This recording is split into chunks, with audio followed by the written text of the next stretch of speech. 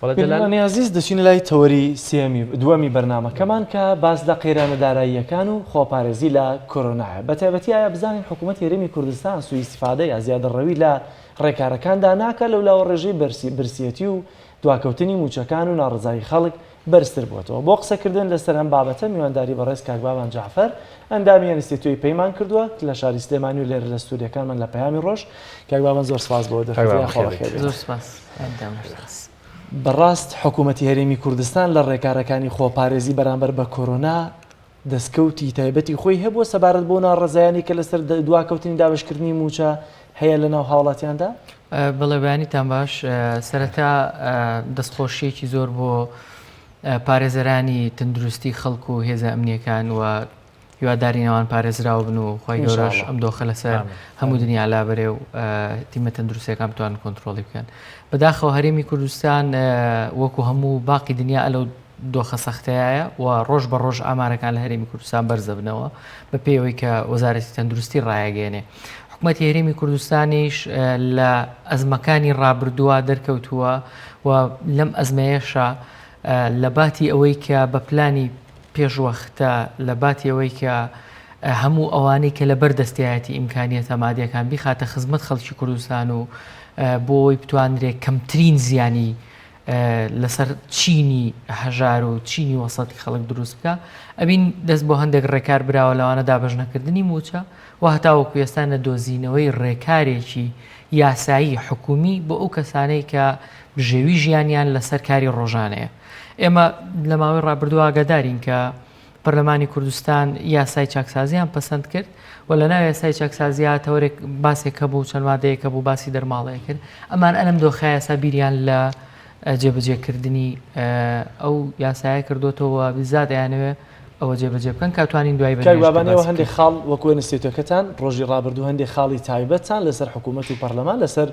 ڕێکارەکانی خۆپارێزی بۆ کۆرۆنا بڵاو کردەوە. ئەماشتا لەم خاڵانە چی بوو گرنگترین خاڵەکان کە بڵاوتان کردوێتەوە چۆنە؟ ئێمە لە پاڵ ئەو خاڵانە لە پێشەوە دەستخۆشیمان لە حکوومەتی هەرێمی کوردستان کردووە کە توانیوێتی هەندێک ڕێکاری خێرا بگرێتە بەر کە گرنگترینیان کەرنتینەکردنی خەڵک بوو و پشودان بوو هەموو دام و دەستگاکان بۆەوەی خەڵک بچێتەوە ماڵە و کەرنتینەکە سەر بگرێ.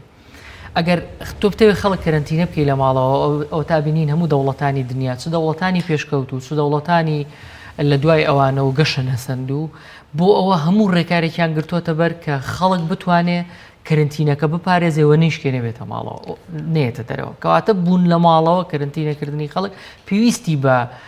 بژێوی ژیان و پێویستی هۆکار هەیەکەوە تۆ بتوانی خەڵک قەنەعات پێ بکەی لە ماڵەوە بمێنێت. لە نمونە لە هیندستان بۆ ماوەی 21 ڕۆژ کەرنتینە 4 مووچەی حکوومەت 4 مووچەی پێداوە. لێرە مووچەکەش نەک وابزانم نادرێن لێشتە. ئەمە لێرە ئێستا ئێمە هەتاوەکو ئێستا مووچەی مانگی 12 دابەش نەکراوە خشتێکی تازە ڕاگەندراوە بۆ دابشکردنی مووچەی مانگی 12 2019. ئەمە یعنی ئەزانین ئەو چەند مانگە لە ئەستۆی ئەم کابینەی نییە کە بەڕاستی هەمووی هەر ئەستۆی یەک کابیناکە لە بەرەوەی هەر یەک عەقڵیەتە هەر یەک سیاسەتە هەر یەک حیزبە هەموو کابینەکانی هەرێمی کوردستانی بەڕێوە بردۆ بەم کابینەی نۆشەوە بەڵام نەئەبوو ئەلەم کاتە هەستیارەیە دەرفەت بدرێ بەوەی کە مووچەی خەڵک دوا بکەوێت و کاتێک سەیری پێکێنەرانی کابینەکە ئەەکەی وە سەیری فراکسیۆنەکانی ناو پەرلەمانەکەی هەستەکەی لە دوو دەوڵەتای لە سێ دەوڵەتای واتە هەستەکەی لە چەند هەرێمێکای نازانم چۆنی وەسفکەی لەوەی کە بەشدارە لە حکوومەت بەڵام لە هەمان کاتا قسەش لەسەر ئەدای حکوومەتەکە بۆ خۆی وەزیری هەیە بەڵام لە هەمان کاتە ناڕازیە لە ئەدای حکوومەتەکە کە ئەمە دیسان جۆرێک مزایەدە دیسان جۆرێک گرفت و دیسان جۆرێک کێشەی دەرونی و کێشەی سیاسی لە کوردستانە سەری هەڵاو کە ئەبوو ئێمە بەپی قەیرانەکانی کە لە ڕابردووە بینیوانەوە هەمیشە چ لە کاتی قەیرانە چ لە کاتی دەرفەتە پارتە دەسەڵاتدارە کان و پارتە پێکێنەرە سەرەکیەکانی حکوومەت لە باتی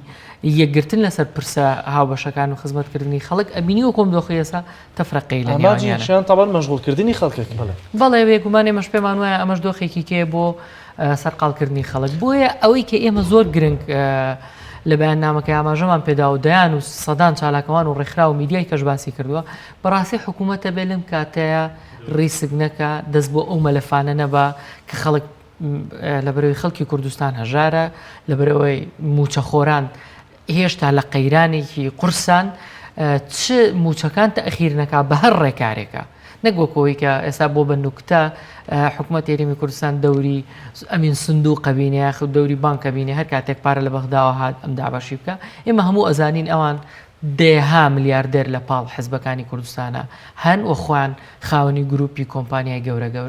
بۆیە پێویستە بیر لە پێدانی مووچە بە مووچە خۆران و دۆزینەوەی ڕێکارێکی یاسایی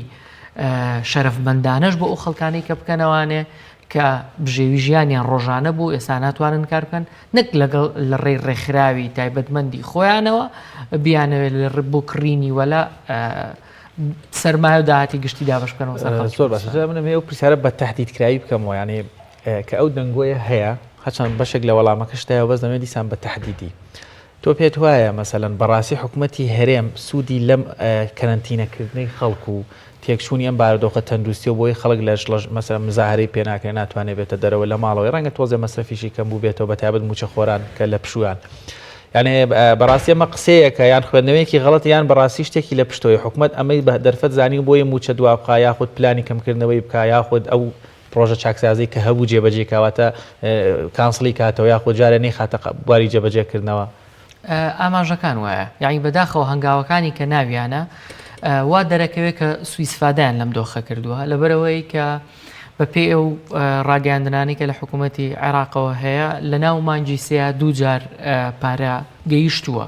واتە ئەو پارەی کە گەیشت بەشێک لە مووچە نەدراوەکانی مانگی یازایان پێدا ئێمە ئەزانین هەرێمی کوردستان بۆ خۆی چنەوت ئەفرۆشە بە نزیکەی 500,000 بەرمیلی ڕۆژانە بەس لە ڕێگەی بۆریەوە چ ژمارەیەکی زۆر لە ناو خۆدا هاتی هەبووە و نوتی لە ناو خۆش فرۆشتووە لە 14 سێشەوە خەڵک کەوتۆتە کەرەنتینەکردن و چوونەوە بۆ ماڵەوە و حکوومەت داهاتی ناوخۆی کەمی کردووە لەبەر ئەوە دیارە سوئیستیفادەی وەرگرتووە و هەنگاوەکانی خۆیان ئەیسەلمێنێ کە ئەبا لەم دۆخەیە بە هەموو شێوازێکیان بگرتایەتە بەربووی مووچەی خەڵک بدەن لەبارەی یاسای چاکسازیەوە حەزم کرد چەند سەرنجێکی یاسایی بڵێن بە پێی یاساکە کە پەسەند کراوە لە ناوەڕاستی مانگی 2020 ئەم یاسایە بوو لە ماوەی 6 ڕۆژە پەیڕەوی بۆ دەربچێ دوای 6 ڕۆژ 90 ڕۆژ هەبوو بۆ جێبەجێکردنی یاساکە یعنی ئەگەر ئەم دوو ڕقەمە لێک بدەیتەوانێ 5 مانگەکە ئێستا حکوومەتی هەرێمی کوردستان و ئەو ستافەی کە سەرقاڵی ئامادەکردنی پەیڕۆکان ئامادە کردو هێشتا دەنگی لەسەر نەدراوە کە دەنگ لەسەر پەیڕۆکە درا هەموم ئیجرائاتانە کۆکەیتەوە ئەبێ دەستکاریکردنی دەرماڵی فەرمانبەران ئەوانەی ئەوان ناوێنێن هەندێک دەرماڵەکە شایانی هەندێک فی و شایانی هەندێک فی کە نییە بەو پێ لە ناو پەرلەمان پەسەند کراوە ئەبێ لە مووچەی مانگی 6 و 7 2020 بچێتە بواری جێبەجێکردنەوە بەڵام ئەمان ئێستا بەپێی ئاماژەکان وا دیارە ئەیانەوێت لە مووچەی مانگی 2020ەوە دەرماڵەی هاوسەر و منداڵ و جوگرافی لێ دەرچێ هەموو دەرماڵەکانی کە ببڕن لەبەرەوەی کاک بابان ئەو دوو مووچەی کە هاتووە مووچەیەکی مانگی 11 پێداوە و ئەوەش کە هەیە مووچەی مانگی 12 پێدەدەن گیرفانی حکوومەت کەواتە بەتاڵ بووەتەوە بۆیە ناچارن بەوە ئەو کەسرە پڕ بکەنەوە کە لە دەرماڵەکان بیبڕن یاسای چاکسازیەکە جێبەجێ بکەن ئێمە بەڕاستی لەوەی کە گیرفانی حکوومەت بەتاڵە هەر یەکێکمان هەر فیئێگە توانی خوێندنەوەی جیاوازی بۆ بکە ئێمە پێمانوانیە گیرفانی حکوومەت بەتاڵ بێ لەسەر ئەساسی داتاکانی خۆیان لەسەر ئەساسی ڕقەمەکانی خۆیان نابێ گیرفانی حکوومەت لەم کاتایە بەتاڵ بێ لایکەم ئەبووە ئەم دوو مانگەی کە هەستیارە لە مانگی 3 و 4 بۆ بڵاوبوونەوە و کۆنتڕۆڵکردنی کۆرۆنا ڤایرۆس ئەوە ئەمان حسابی ئەوان بکردایە کە خەڵک قەلەقی بۆ دروست نەبێ و مووچیان بدایەوە خودی یاساکەش ئەوە بەو پێی کە لە پەرلەمان هەیە جێبەجێ بکرایە بەڵام ئێستا ئەوەی کە هەیە هەستی پێکرێت جێبەجێکردنی مادە یاساییەکانی ناو پرۆژە یاساکە نییە کە پەسەند کراوە بەڵکو بڕینی یەکجگاری بەرژەوەندی حکوومەت جێبەجێەکە بۆچی لە بەرژەوەندیانە ئێستا ئەوەی کە هەیە باسی لێواکرێ هیواداری نوانە بێ ئەوەیە کە هەموو دەرماڵەکان جگەل لەو چەند دەرماڵی باسم کرد هەمیان ئەبڕن کەواتە بڕینی هەموو ئەم دەرماڵانە دووبارە هێنانەوەی پاشەکەوتی مووچەیە کە ساڵانێکی زۆرە ئێمە و ئێوە و دایان کەسی کە باسی ئەم جارە بە یاسایی و ئەم جارە بەشێکی زۆری ئەوەی کە ئەوترێ لە 145 و بەسەرەوەی دەرماڵە لە هەرێمی کوردستان ئەبڕن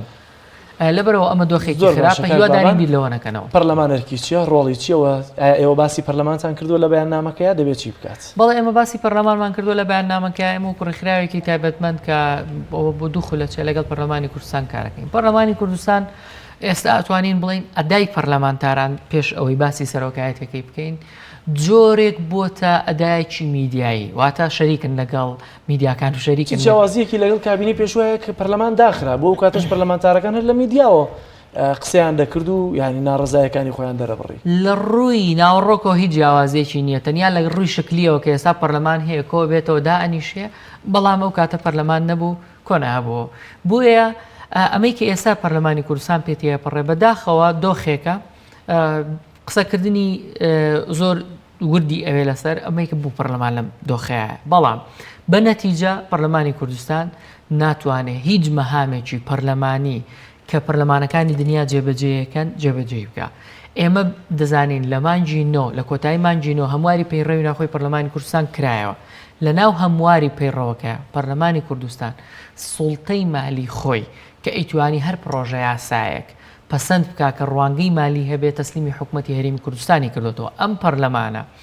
ئێستا بەپێی پەیڕەو ناتوانێت هیچ کارێک بکە ئەمە لە ڕووی مالیەوە لە ڕووی ئەم دۆخەشەوە دەبوو پەرلەمانی کوردستان لە باتی بەیاننامە دەرکردن سەرۆک بەجیا سکرتێر بەجیا جێگر بەجیا پەرلەمانتار بەجیا فراکسیۆنەکان بەجیا کە بووە بە شەڕە بەیاننامە شەریکن لە شێواندنی دەرونی خەڵک شەریکن لە تێکدانی ئەوەی کە زۆرێکیشە لە مزایادەیەکی ناشرین کە ئەمان بەشێک قاچێکیان لە ناو حکوومەتە قاچێکیان وەکو ئۆپۆزیسیۆن کارەکەن بەڵام لە ڕاستیە وانین هەمویان شەریکنەوەانەی پێکهێنەری حکوومەتن بۆیە پەرلەمان نەیتوانی وەرکەکانی خۆی جێبەجێ بکە کە دەبوو لای کە مێستا وەزیری دارایی بانگێش بکردا جەلسەیەکی ئیسtisnایی بکردا بۆی بزانرێ بۆ نایکە پەرلەمان بۆ دابەش ناکرێ و هەر بۆ زانیاری بە ڕێزیشتان ئێمە راپۆرتی دووهەمی پرۆژەکەمان کە لە فترەی خولی پایزە ئامادەمان کردووە لە 1/2019 تا کۆتایی مانجی 2020 بەو بەبوونی ئەم دۆخەوە بڵاومان نەکردوەوە بڵاوێکینەوە لە ڕۆژانی داهاتوە لە ناو هەستیارترین کاتە پەرلەمانی کوردستان کە پرۆژەیە یاسای چاکسازیان پەسەند کرد هیچ خاڵێک لە پەرلەمانی کوردستان بەوانەی فراکسیۆنەکانی یەکێتی و پارتی و گۆڕانی ژۆک پێکهێنەری حکوومەت لەسەری کۆک بوون ناتوانانی لە یاساکە دەستپیتی بکەن بەڕێگەیان چیە ینی پەرلەمان بۆ ئەمە ناکا بۆ مەسەلەن وەزارەتە مەعانیەکانی یاخود لە حکوومەت نوێنەرەکانی حکوومەت دەیان ئەوانی کە با بڵێن ڕۆیانی بۆ نایکانی کێ دەستی گرتویانی پرسیارەکە ئەمەیە ئێمە گەر سەیری دانیشتەکان بکەین لە کاتی پرۆژە یاسای چاکسازی کە گفتوگۆکرا پەرلەمانتارەکانی یەکێتی و پارتی بە حەماستر لە پەرلەمانتارەکانی ئۆپۆزیسیۆن باسی ئەویانە کرد بێ مووچەی خەڵک لەوەندە کەمتر نەبێ ئەبێ ژیانی خەڵک چاک بکرێ بە هێزی پێشمەرگە ئاها خزمەت بکرێ ئەبێ ئەوانی کە بە نایاسایی مووچیان وەرگرتووە بەڵام ڕێک ئەمەیە کێ دەستی گرتوون ئەوە دەستی گرتوون کە گروپێک لە هەرێمی کوردستانە لە دەرەوەی حکوومەت لە دەرەوەی پەرلەمان لە دەرەوەی مؤسسات سوڵتەیە و حکوومەت و پەرلەمان هەموو شتی شکڵین ناتوانن هیچیان بەو مەهامەی کە حکوومەت و پەرلەمانەکان لە دنیا هەن لای کەمەوەی کە لە عێراقەیە لە ڕووی مەهامەوە نەک لە ڕووی خەدەماتەوە جێبەجێ بکەن. زۆر باشە کاک باوەن باو دوو دقەیە بێنە سەر کاریگەری ئەم سیاستەی ئێستا و ئەم بەرسیکردنەی خەڵک بەسەر ڕێکارەکانی خۆپارێزی لە کۆرۆنا خەڵک لە نێوان مردن لە بەبەرسیەتی و مردن بە کۆرۆناکە هەڵدەبژێرێت ئەوە دەبینین لە ناڕزایەکان و لە تۆڕە کۆمەڵایەتیەکانی شامە زۆر بە واقعی دەبین لە مووچە خۆران و لە خەڵکی کرێکار و کاسبکارانیشەوە کەواتە ئاڕاستەکە بەرەو کوێ دەڕوا کاک بابان ئەوە دێەوە خوێندتان بۆ کردووە و ڕەنگە زیاتر کۆنتاکتان لەگەڵ خەڵکە جیاوازەکەی هەبێت بەڵێ ئەبینین لە ڕۆژانی ڕابردوو لەسەر دەربڕینی ناڕزایەتی و شکاندنی کەرنتینەکردن ڕۆژنامەنووس لە هەولێر دەستگیر کراوە لە شوێنەکانی تری کوردستان چەندین خەڵک جیاواز لەسەر ناڕزایەتی دەستگیر کراوە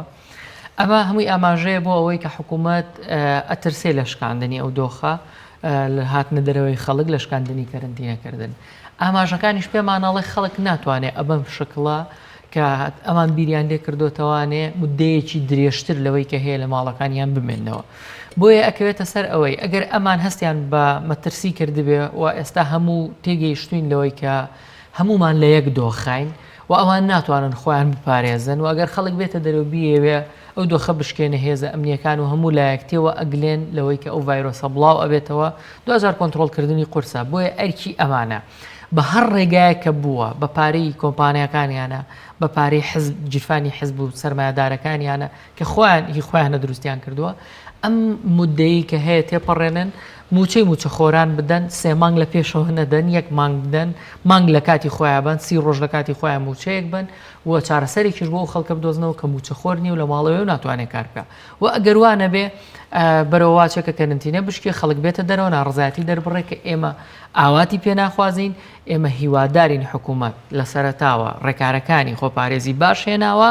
هەرچی هەوڵێکیان داوە نەهێڵن لەم کۆتاییە کە ئێستا دەیان سامپڵیان لەناو خەڵکی